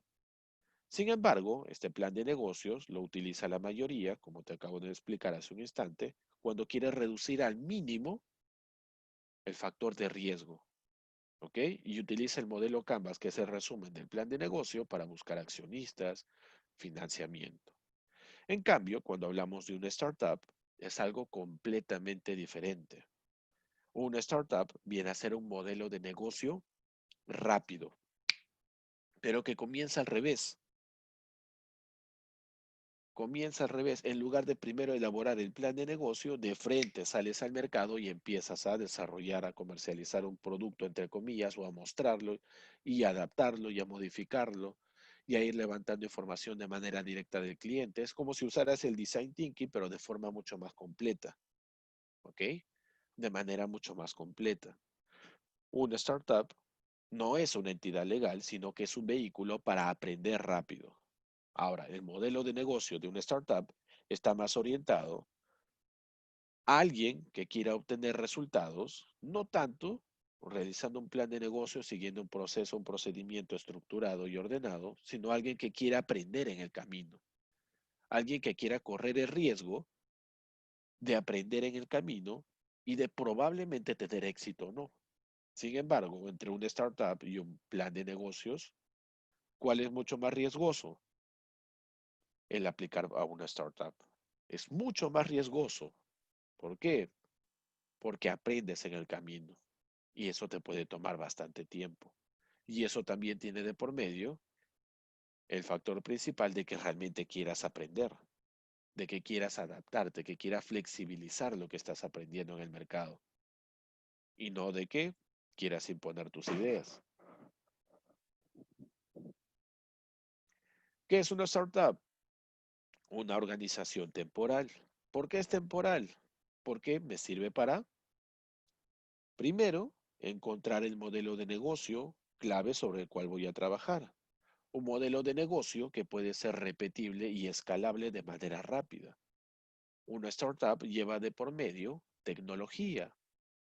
¿Ok? Por ejemplo, una startup ¿en qué consiste?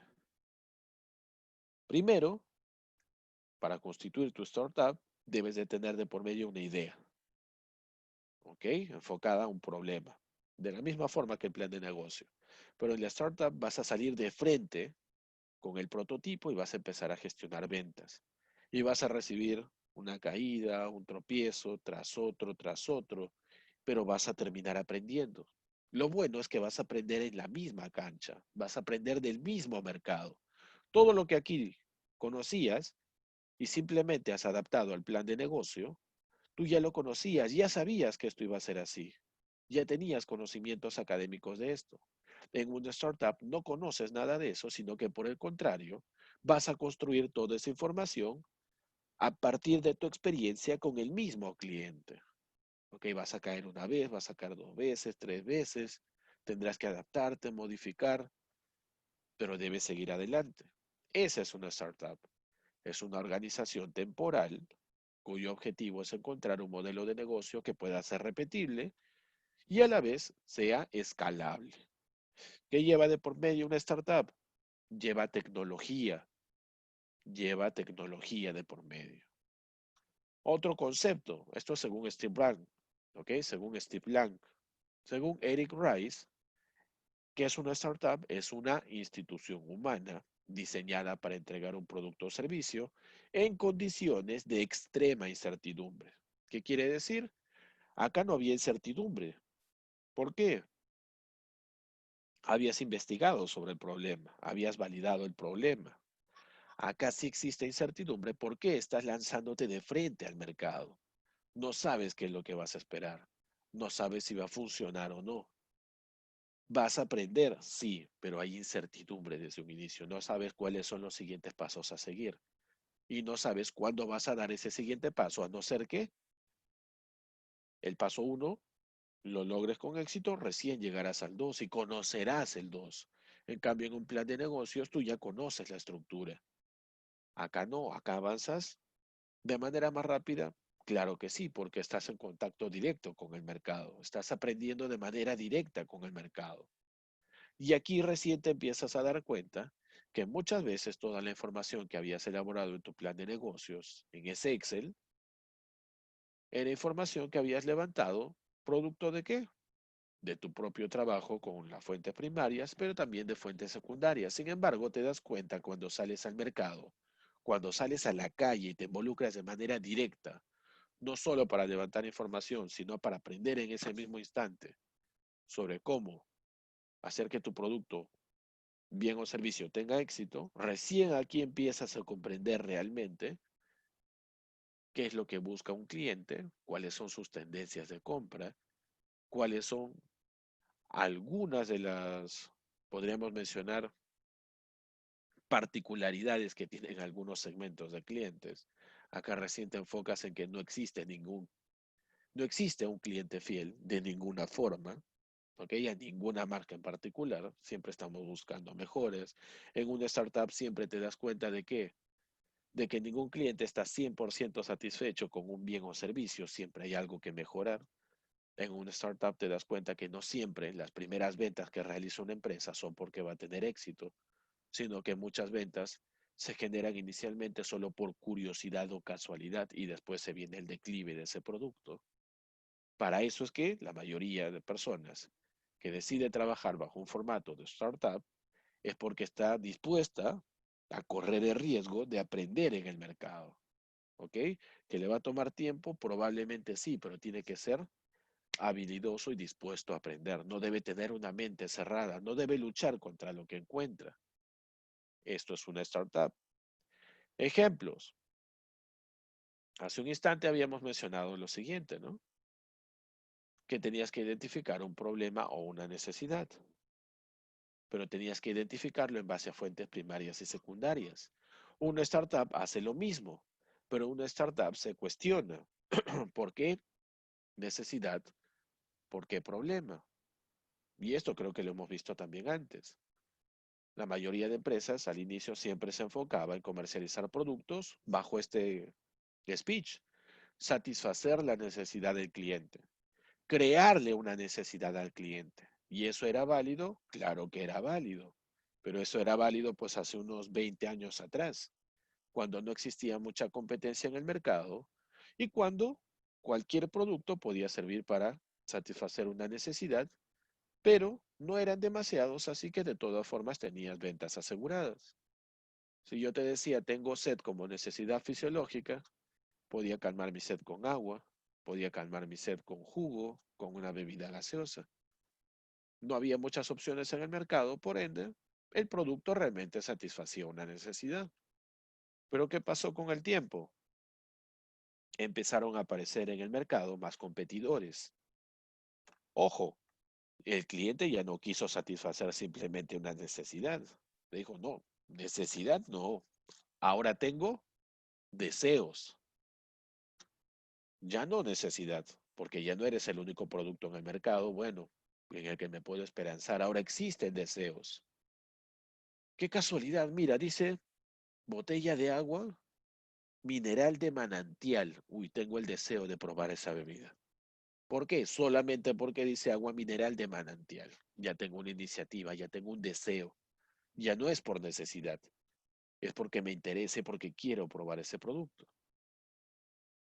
Jugo Frugos, sabor casero con gajito de naranja. Uy, tengo el deseo de probar ese producto. Ya no es por necesidad, ¿te das cuenta? Es un impulso, es un deseo. Pero ojo, en el formato de una startup también te das cuenta que en determinado momento el cliente se olvida de los deseos.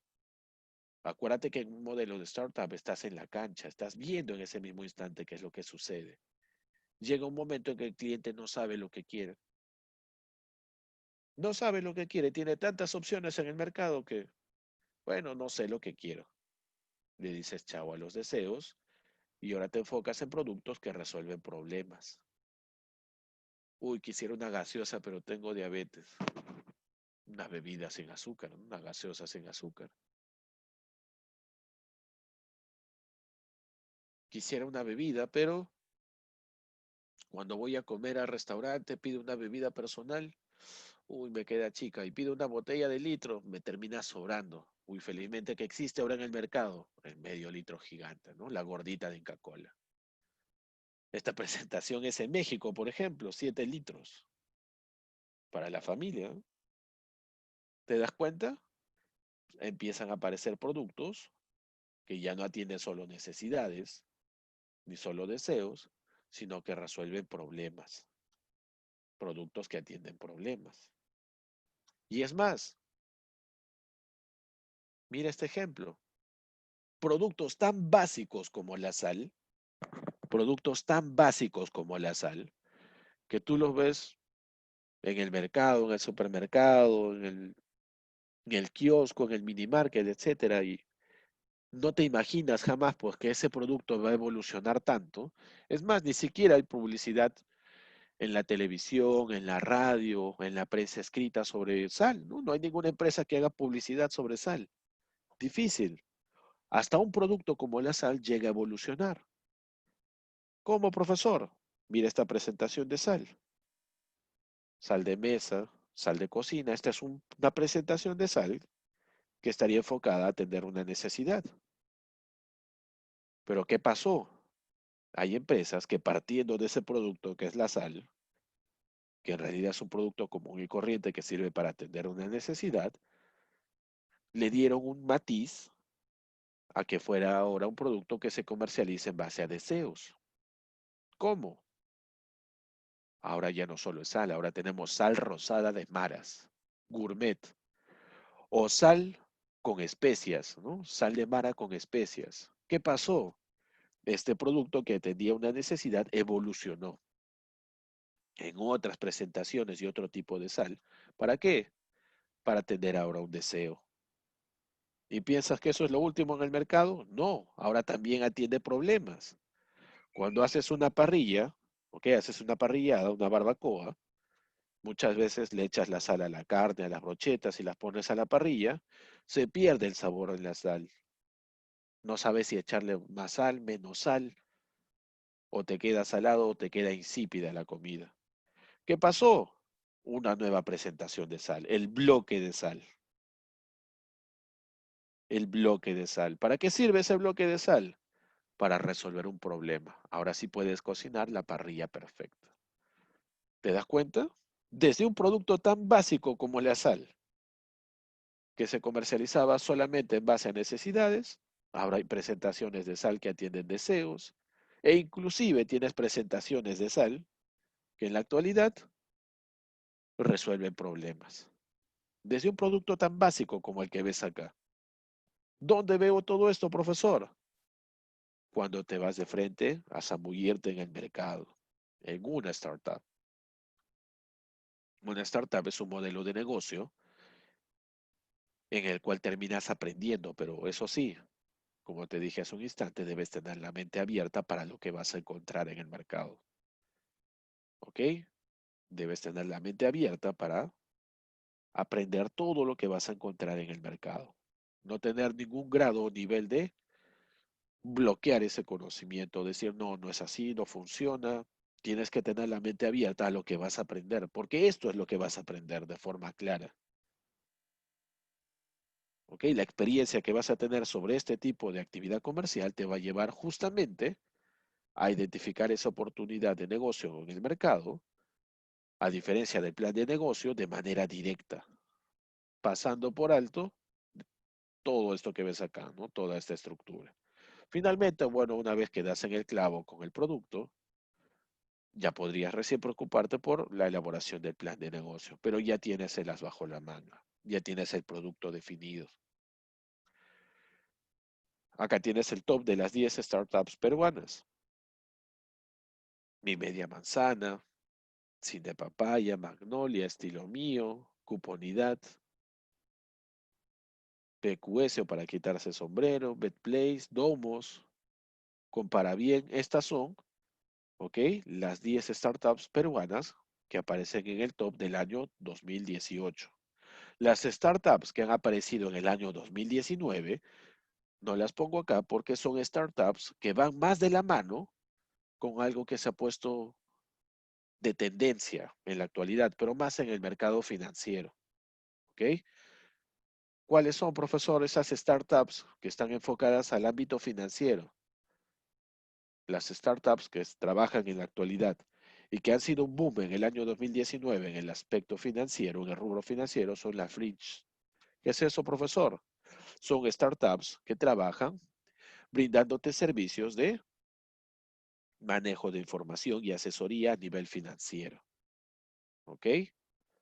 Pero ojo, no las pongo acá porque son startups que están más orientadas pues al mercado de brindarte asesoría financiera, cómo manejar tu presupuesto, cómo manejar una plataforma de inversión. Las Flinch son bien definidas como modelos de negocio de startups, pero orientadas con el uso de tecnología, claro, solamente al rubro financiero. ¿Ok? Solamente al rubro financiero. En este caso, lo que sí te he puesto acá es información de startups que comercializan bienes y servicios. Pero ¿cuál es la clave de que una startup funcione tan bien?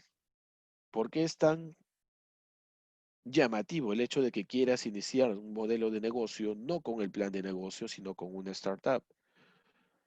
Como también lo habíamos visto en una presentación anterior, habíamos hecho mención de Silicon Valley. ¿Qué es Silicon Valley o el Valle del Silicio? Es una ubicación estratégica dentro de Estados Unidos. Geográficamente es estratégica. ¿Por qué? Todas las personas que residen, ¿ok? Dentro de Silicon Valley son personas que tienen una diversidad cultural enorme. ¿Qué quiere decir eso? Son personas que vienen, ¿ok?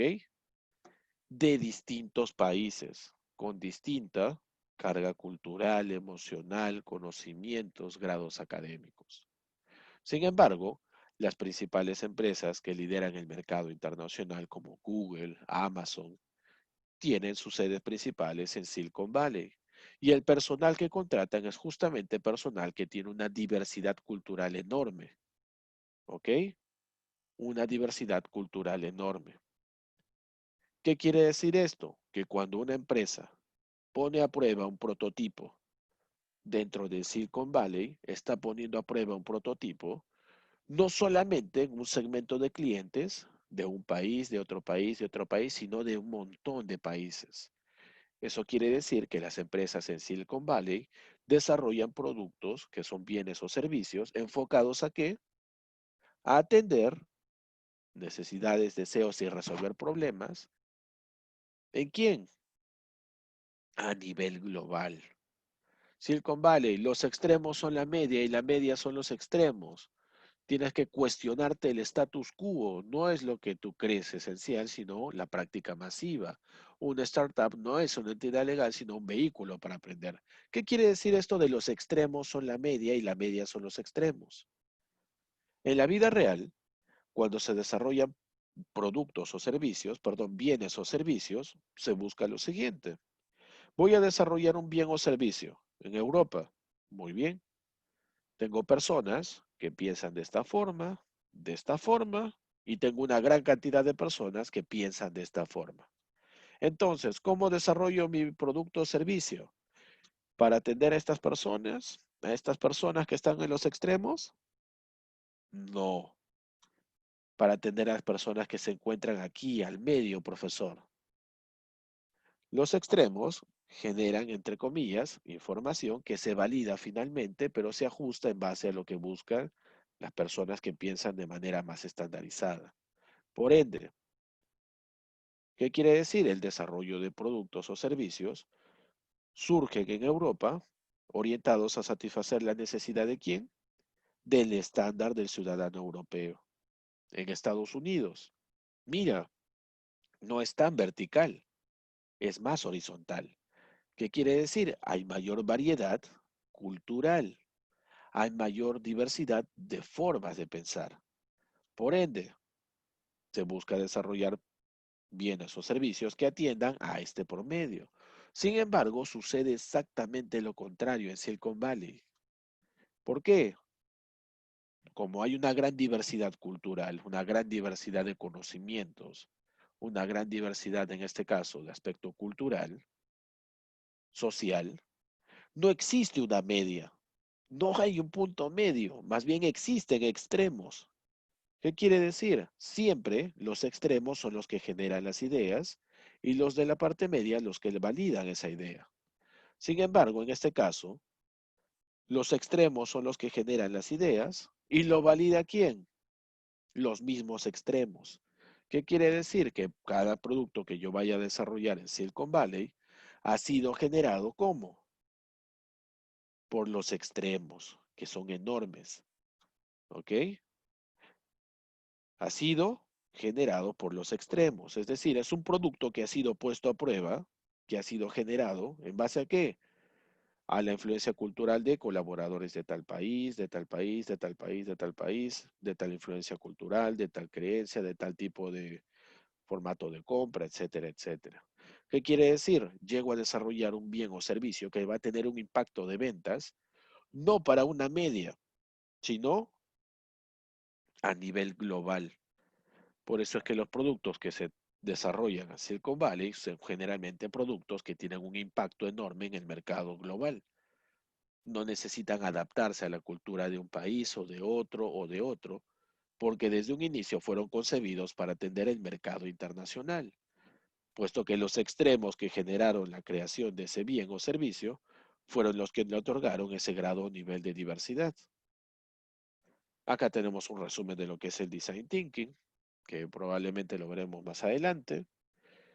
Y algo que también debes recordar y llevar contigo es el hecho de que piensa siempre en esto. Cuando hablamos de la construcción, ¿ok? De un plan de negocio tradicional o de una startup, no te preocupes en el hecho de que tienes que encontrar el mejor producto del mundo, ¿ok? Porque a partir de un mismo producto, a partir de un mismo producto, de un mismo grano de café, puedes encontrar diferentes modelos de negocio. A partir de un mismo producto que es un taxi, puedes encontrar diferentes modelos de negocio. A partir de un mismo producto que es la música, puedes encontrar diferentes modelos de negocio. Spotify, los discos, YouTube Premium. ¿Ok? Así que no te preocupes, no necesitas inventar el fuego. Puedes partir de un producto que existe en el mercado, pero tú eres el que debe descubrir bajo qué modelo de negocio lo vas a comercializar. ¿Ok? No tienes que descubrir el fuego, como te digo. Bajo un producto estándar, tú puedes descubrir distintos modelos de negocio. Se puede lograr diferentes modelos de negocio con diferentes márgenes de ganancia a partir de un mismo producto. ¿Ok? A partir de un mismo producto. Para concluir, ya una de las últimas diapositivas. No siempre, ojo, ten en cuenta esto, existen excelentes productos en el mercado, pero que tienen un mal modelo de negocio. Ejemplo, mira este teléfono celular de Iridium.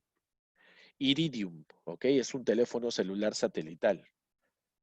Cuando Iridium desarrolló el prototipo del teléfono celular satelital, Iridium al inicio era el primer teléfono celular en el mundo que iba a manejar el servicio satelital, ¿ok? Y esto hacía bastante ilusión a los fundadores de Iridium. ¿Por qué?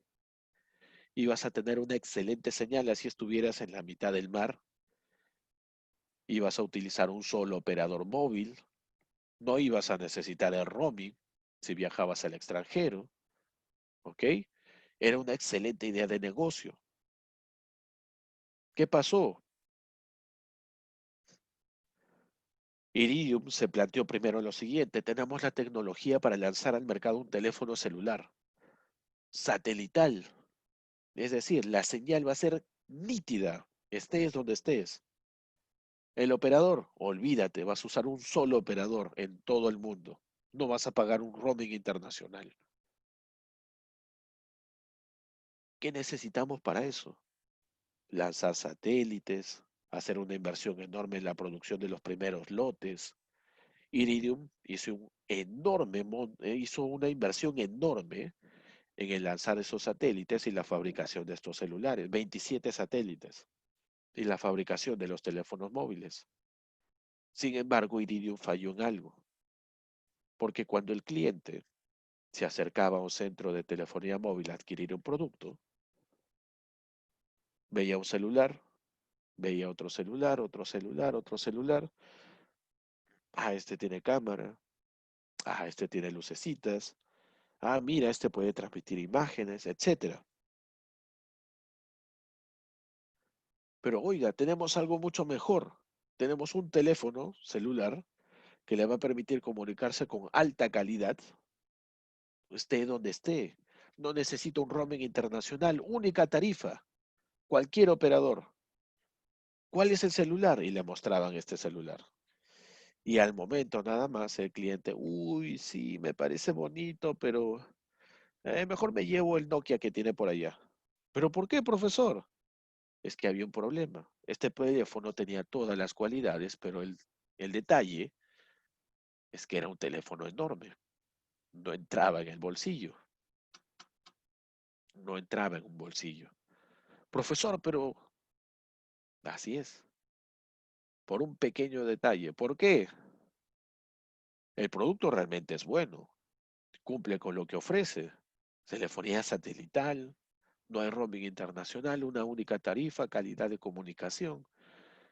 Sin embargo, este producto fue creado en base a lo que se pensaba que el cliente iba a buscar. Si hubieras aplicado, por ejemplo, aquí una startup o el design thinking, te hubieras dado cuenta que el cliente no valoraba mucho la calidad de la comunicación o el roaming internacional, valoraba más que cosa, que el teléfono fuera pequeño, fácil de usar, guardar, trasladar. ¿Te das cuenta? Existen excelentes productos, pero que tienen un mal modelo de negocio. Por otro lado, existen pésimos productos, pero con excelentes modelos de negocio. Este producto, por ejemplo, que ves aquí, seguro que lo conoces. El Dreamcast fue una consola de videojuegos que tuvo una gran demanda en el mercado. ¿Por qué? Tiene un excelente modelo de negocio con lo que te ofrecía en tecnología de videojuegos, pero era un pésimo producto. No funcionaba bien, no cumplía con lo que ofrecía. Sin embargo, rayó en ventas, claro, luego salió del mercado, ¿no? Pero fue un pésimo producto con un excelente modelo de negocio. En conclusión, Llévate como lección lo siguiente.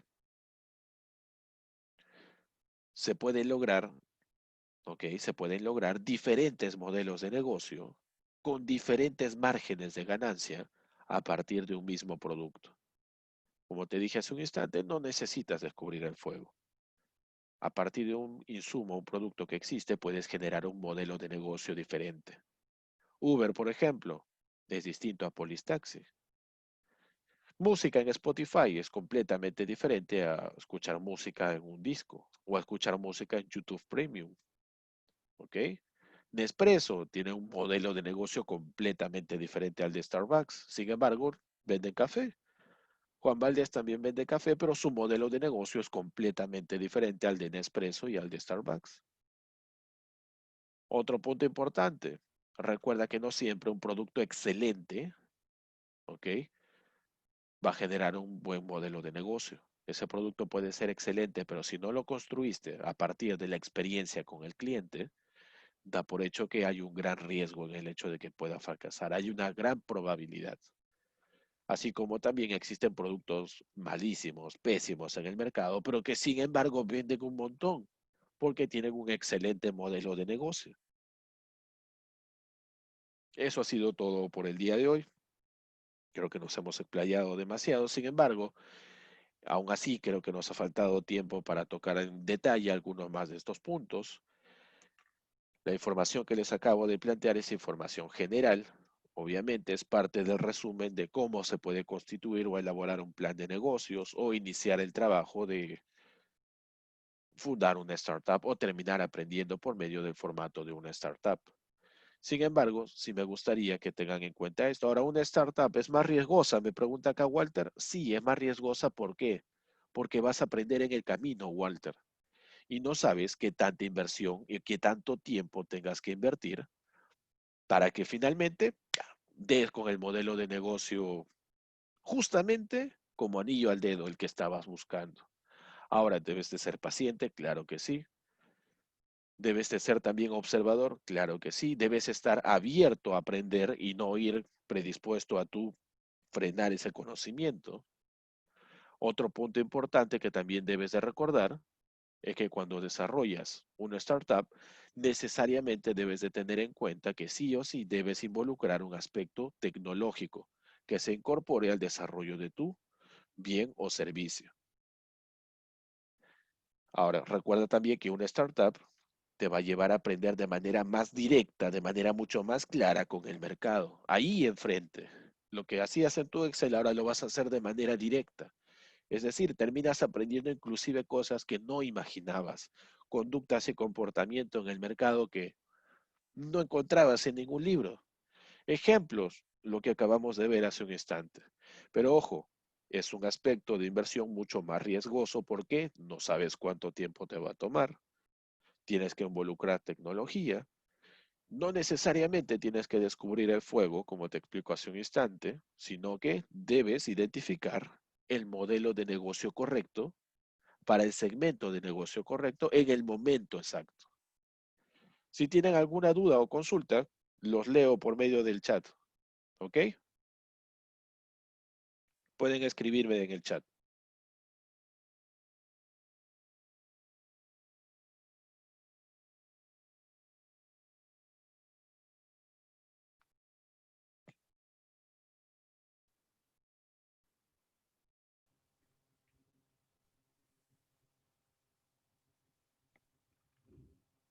Bueno, creo que no hay consultas. De todas formas, muchísimas gracias a todos por su paciencia. Nos hemos extendido 2 horas. Les agradezco el haberme acompañado esas 2 horas en el desarrollo del webinar.